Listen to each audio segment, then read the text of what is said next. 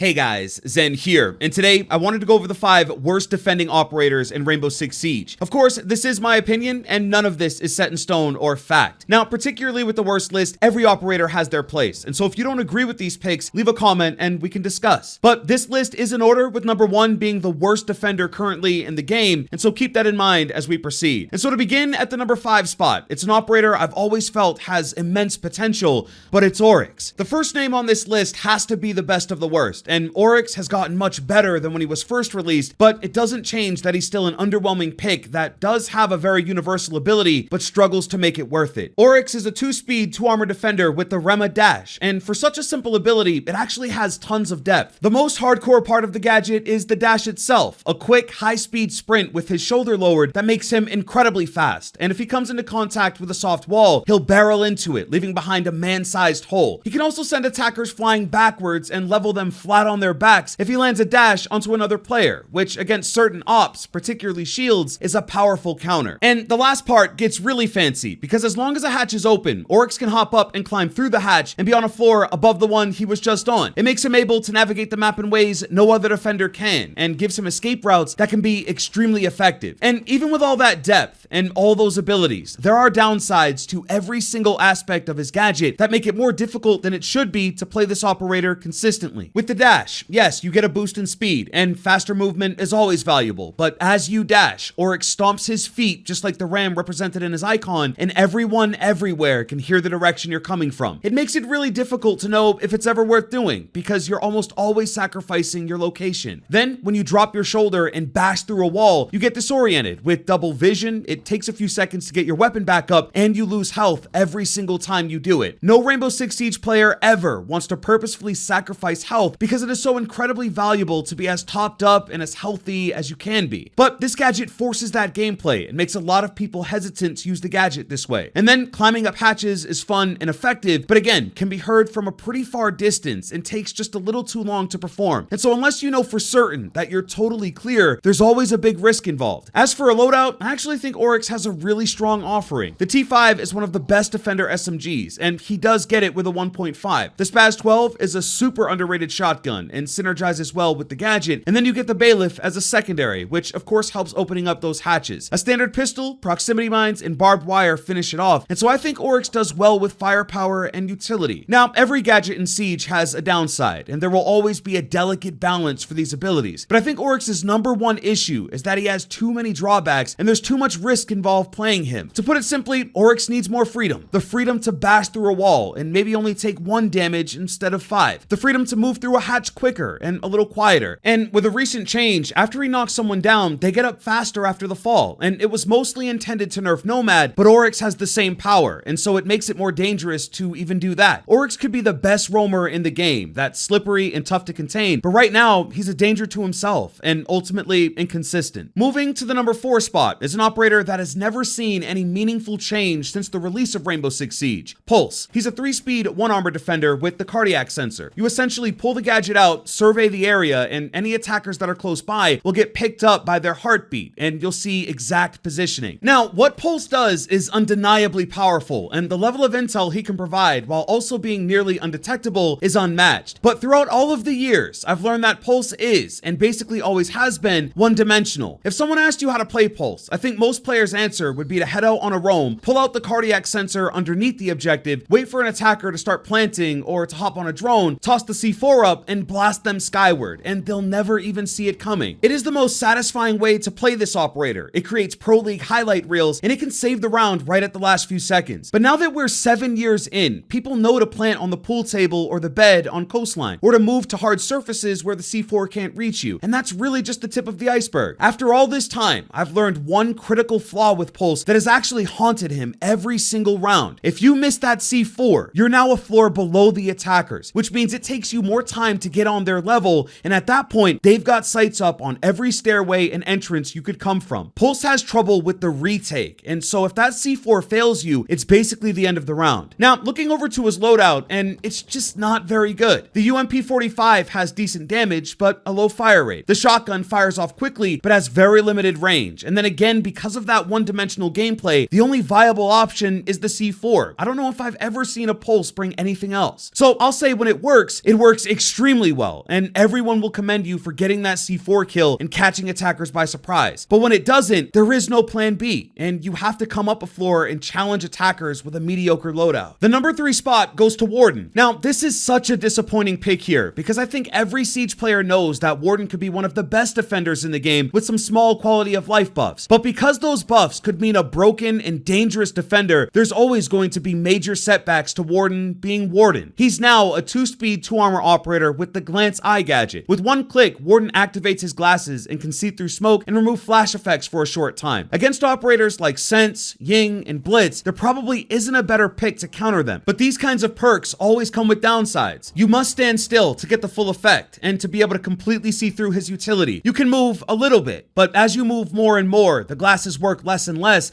and so you really have to be in the right place and use the gadget at the right time to make it worth it. And even in its current state, it works well enough to be viable, even if standing still can be a death sentence. But for me, if the glasses will never see a future buff, I think Warden needs more firepower, and my suggestion is giving Warden the Alda. Warden currently has the MPX, which he shares with Valkyrie, and most people would agree it's a pea shooter with high accuracy, and for Valkyrie, that's okay, because her gadget is unquestionably powerful. And even though Warden does get the 1.5 upgrade, I don't think it's enough to really balance out the gadget, and that's why Warden has a lower pick rate. Now, the Alda, Maestro's LMG, it's an amazing weapon that checks nearly every box, and giving Warden the ability to hold more suppressive fire when he is forced to move, I think is an easy way to give him more value. Outside of using the gadget, Warden has to fall back on the MPX for gunfights, and it just lacks the damage to really make up for the rest of him. Now, you can go for the shotgun, and it is powerful, but then your options are the P10C or the SMG-12 for anything further than close range, and that's lacking the output as well. Warden is very situational, and I think most people would rather opt for a more universal defender that can bring more to the round. Now, this would be an entirely different conversation if Glaz was more popular, because Warden and Glaz share the ability to see through smoke, and so they would essentially hard counter each other where everyone else is blind. And to be honest, that's just cool. I've always secretly wanted to see that meta play out. But I think most people have accepted the fact that seeing through smoke must come with movement penalties, and that's fair. And so to give Warden a better chance at being competitive, I really believe a weapon as strong as the Alda could do it. And we've already had operators receive other operators' guns a few different times, like with Oryx and Melusi or Clash and Kali. The C4, the deployable, and the MPX are amazing as a package, but Valk's loadout is almost identical and has a far more usable and powerful gadget that balances things out. Next at number 2 is Clash. Clash is a 1-speed, 3-armor defender with the CCE shield. I have always loved this gadget. Once deployed, it covers Clash's entire body and is totally bulletproof, but one of the best aspects of the shield is that it's totally transparent, so you can see through every part of it, and it's one of the most underrated features of the gadget. On attack, Monty is the full body shield operator, and he only gets a window to see through, and it can be very limiting. With Clash, you get that peripheral view and have a much wider sight picture, and so you can see more of what's going on. The real power of the CCE comes from the taser fixed to the front of it, where Clash can slow down any attacker that's within range. It's like a mixture of Melusi and Legion, because it slows down every part of them and prevents them from sprinting, while also taking some damage. When you're up against a Clash, you feel her presence, and when she's in the right place and using her gadget in the right way, it might be the most frustrating mechanic to deal with in Rainbow Six Siege, on top of being screamed at and called a Muppet. And so, with all that praise, what is she doing this high up on the list? In my opinion, Clash is very team reliant, and she's also extremely limited in what she can do and where she can be. To get the absolute most out of Clash, you have to be aggressive with attackers. She's only using her full utility when she's up in the attacker's face and forcing them to retreat or to take damage and be slowed with the taser. And when she is aggressive with them, she gets their full attention, and they're going to use everything they can to push her back. Clash doesn't work well against some of the most popular attacking ops in the game. Nomad completely shuts her down with the air jab. Gridlock can make it almost impossible for her to retreat. Kali can open up her shield with one hit from the sniper. Capitao can set her path on fire, and Zofia can open her up with the lifeline. And now that there's the secondary EMP grenade, there's even more attackers that hard counter her. The other major drawback of Clash is that the exact distance between you and the attackers matters a lot. If they're too far away, then you won't reach them with your taser. If they get too close, you're dead, because they can just slap your shield open and finish you off. Once Clash is on the back foot, there's almost no recovering from it, and that's because she's never meant to be. You should always be strong and moving tactically and confidently with this operator, and making it next to impossible for attackers to close the gap. Now, she is a shield operator, so firepower isn't the main focus, but Clash does well. The SPS MG9 is a slayer, especially at mid to close range, and yes, we've all seen the Clash quickly de-shield, turn around for the shield to catch the gunfire, and spin around and get the headshot. It's a meme. It's classic, and the submachine gun works well there. She also recently got the Super Shorty, which helps her remodel the site during the prep phase. And so with a good 5 stack where everyone is talking and has a plan, Clash can win you rounds. But above all, it will require a very skilled Clash player that's experienced all of her shortcomings and knows how to handle it when her back's up against the wall and the attackers are throwing everything they have at her to get her down. Once she's out, she's served her full purpose. Nothing is left behind for anyone to use. Her round is over, and hopefully her presence made a big impact. And the 5th and final operator here, the defender I think is currently the worst in the game, it's Echo. This operator is a shell of his former self and kind of combines a little bit of the pitfalls that each of the operators on this list have. I want Echo to have less drawbacks and to be less situational. He could probably benefit from a stronger loadout, and there are a few specific nerfs that I feel have crippled him and landed him here. So Echo is a 1-speed 3-armor operator with the Yokai gadget. It's a drone that hovers around the map and can then stick to the ceiling. Once there, he can fire out sonic bursts that stun the enemy and prevent them from completing their task. And we all know what Echo is mostly played for. Echo is the master at stopping the plant in the last 5 seconds of a round, especially in a 1v1 scenario. If the attacker has to get a plant down, Echo can send Yokai in, wait a few seconds for the attacker to stick the plant, fire out a burst, and end the round in the last few seconds. But here in this meta, it is so difficult to make it to those last few seconds because the most critical feature of the drone is now gone, and that was the ability for the drone to go invisible. Echo used to only have one Yokai, and it would go invisible and serve its purpose as long as he kept it safe and it stayed on the ceiling. He wasn't super popular, and so they ended up giving him a second one, and they still had all the same features. He then became very popular, and he topped the best list one year because of it. As a result of that, they removed the invisibility of the drones, and it's just been really challenging to play this operator effectively, and people in the community have genuinely tried to make the best of these drones, but it's incredibly cumbersome. Wherever they are, the Yokai just stick out like a sore thumb, and on top of that, they emit a very low hum if you're around them, and so you know one is nearby somewhere, and it doesn't take long to spot them. It's as if Legion's goo mines were no longer invisible. Sure, in the right spots, some people would still step on them, but the core value is that they're cloaked, and they come as a surprise when you don't expect it. The Yokai always had that same effect, where you didn't know that it was the last line of defense, and right there, at the end, it clutched the round. But I do understand those people who felt that that mechanic was too strong, and so I'll pose the question to you. Would you prefer Echo have 2 drones that can never go invisible, or should he go back to 1 Yokai that can at least be cloaked? For me, I think the bulk of his ability relies on the stealth of the Yokai. So yeah, I think he should revert back to his original design. The Yokai lost the invisibility mostly because you could ping people and they'd have no real way of knowing it was happening or where it was coming from. And I get that having that ability with 2 drones is strong. Ultimately, the Yokai is weak right now, and he doesn't make up for it with his loadout. Echo gets the MP5 SD, which is a silenced version of the MP5, a shotgun, a pistol, and the Bearing 9. It's decent, but on a 1-speed and maxing out with the 1.5, it's not amazing. And so as he is today, I just don't see a ton of reason to bring Echo. It's obvious that balancing Echo isn't super simple, but where he is today is just no man's land. He can't really do what he does best, and he doesn't have a ton of firepower to fall back on. And guys, those are my picks for the 5 worst defenders in Rainbow Six Siege. Be sure to check out the worst attackers as well as the best operators list, and let us know who your worst defenders are in a comment down below. Remember to get subscribed, and I'll see you guys in the next video. Hey,